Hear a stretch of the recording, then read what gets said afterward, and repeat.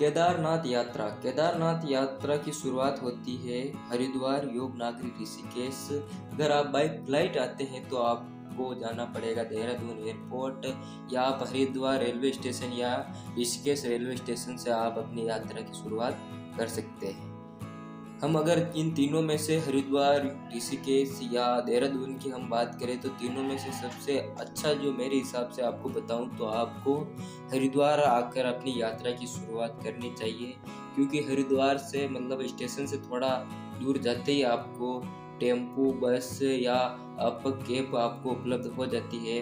और सबसे अच्छा जो रहता है वो रहता है बस का, जो कि बस का किराया होता है वो होता है 500 रुपये से लेकर 1200 रुपये तक, जो कि आपको वहाँ पर 7 या 8 घंटे में आपको सोनप्रयाग पहुँचा देता है। और आपको रुकने की हम अगर बात करें तो आपको सोनप्रयाग में ही स्टे करना चाहिए, क्योंकि सोनप्रयाग से आप जल्दी उठकर वहाँ से अपनी यात्रा की शुरुआत कर सकते हैं। और सबसे अच्छा भी सोनप्रयाग में रहता है, होटल का चार्ज जो होता है वो 800 से लेकर 1000 पर व्यक्ति।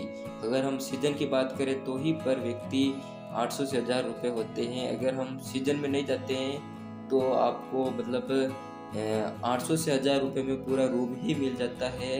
अगर हम अच्छा समय की बात करें तो वो रहता है सितंबर से लेकर अक्टूबर का, क्योंकि इस समय मतलब श्रद्धालु की भीड़ कम रहती है, तो आपको आसानी रहेगी कि आप वहाँ से दर्शन करके जल्दी वापस आ सकते हैं। वैसे तो चारों धाम के कपाट अक्षय तृतीया के दिन ओपन हो जाते हैं। अगर हम केदारनाथ की बात करें तो इनके कपाट ओपन महाशिवरात्रि के दिन अनाउंस किया जाता है कि उनके कपाट कब ओपन हो रहे हैं। तो आपको अभी महाशिवरात्रि आने वाले है 18 फरवरी, तो आपको इंतज़ार करना है कि कब केदारनाथ यात्रा के कपाट खुल रहे हैं, आपको उस दिन बता दिया जाएगा। सोहनप्रयाग के बाद में आपका अगला पड़ाव शुरू होता है, फिर आपको जाना पड़ेगा गौरीकुंड। हाँ, अगर यहाँ पर भी मतलब होटलें वगैरह गौरीकुंड में भी उपलब्ध होती है, लेकिन मतलब गौरीकुंड केदारनाथ के मंदिर के पास रहता है, तो वहाँ पर मतलब भीड़ काफ़ी ज़्यादा होती है, तो आपको होटल मिलने का इतने चांसेस बहुत कम हो जाते हैं। अगर आप ऑनलाइन बुकिंग भी कराते हैं तो मतलब अपनी बुकिंग कैंसिल कर देते हैं होटल वाले, क्योंकि वहाँ पर मतलब जो लोग होते हैं वो ज़्यादा पैसे देकर रूम वगैरह या बेड वगैरह वो ले लेते हैं। इसलिए आपको मैं बताऊं कि ऑनलाइन बुकिंग आप ना करें, और अगर करते भी हो तो बहुत ही अच्छी वेबसाइट देखकर ही बुकिंग करें, जिससे कि कैंसिल होने का डर ना रहे।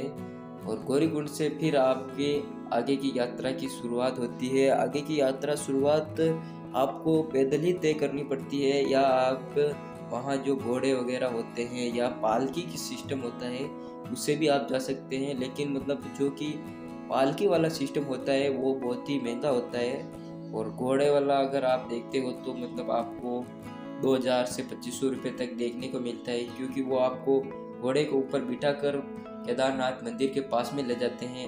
वापस आने के लिए तो आपको मतलब कुछ भी साधन वगैरह नहीं मिलेंगे, आपको पैदल ही आना होगा।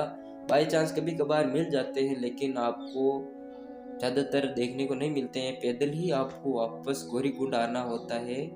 और मतलब घोड़े के अगर आप ना जाना चाहो, मैं तो आपको बताऊंगा कि आप जितना हो सके तो पैदल ही आप जाइए, क्योंकि वहाँ अपने लिए मतलब एक लकड़ी जो वहाँ पर मिलती है वो ले सकते हो। उसके बाद में आप अपनी यात्रा की शुरुआत कर सकते हो। पैदल जाने में सबसे अच्छा इसलिए है क्योंकि मतलब जैसे कि हम पैदल जाते हैं तो बहुत ही अच्छा वहाँ का नज़ारा आपको देखने को मिलता है, क्योंकि हम आए किस लिए हैं, वहाँ का नज़ारा और केदारनाथ यात्रा की धाम की यात्रा करने के लिए।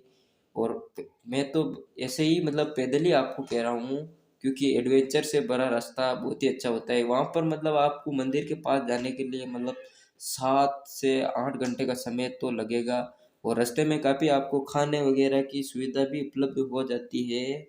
और सबसे अच्छा मतलब समय जो है वहाँ का मतलब कपाट ओपन होते हैं 3 बजे।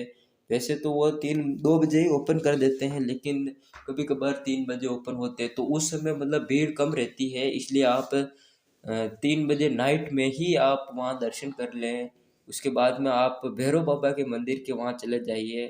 केदारनाथ यात्रा के दर्शन करने के बाद अगर भीड़ रही तो आपको 4 से 5 घंटे भी लग सकते हैं, या वहाँ मतलब दर्शन करने के लिए, और भैरव बाबा के मंदिर के वहाँ जाकर आप अपना नाश्ता वगैरह कर सकते हैं। उसके बाद में आप वहीं रुक जाइए, क्योंकि मतलब वापस नीचे जाने के लिए आपको 7 या 8 घंटे लगने वाले हैं। क्योंकि वहाँ रुकने से सबसे अच्छा है कि आपकी थकान वकान कम हो जाती है, उसके बाद में आप आराम से जा सकते हैं। और नीचे जाने के बाद में आप वापस सोनप्रयाग जाकर ही होटल से स्टे कर सकते हैं, रुक सकते हैं। उसके बाद में अब आप अपने घर के लिए प्रस्थान कर सकते हैं। वीडियो अच्छा लगा तो लाइक कमेंट शेयर और चैनल को सब्सक्राइब करना।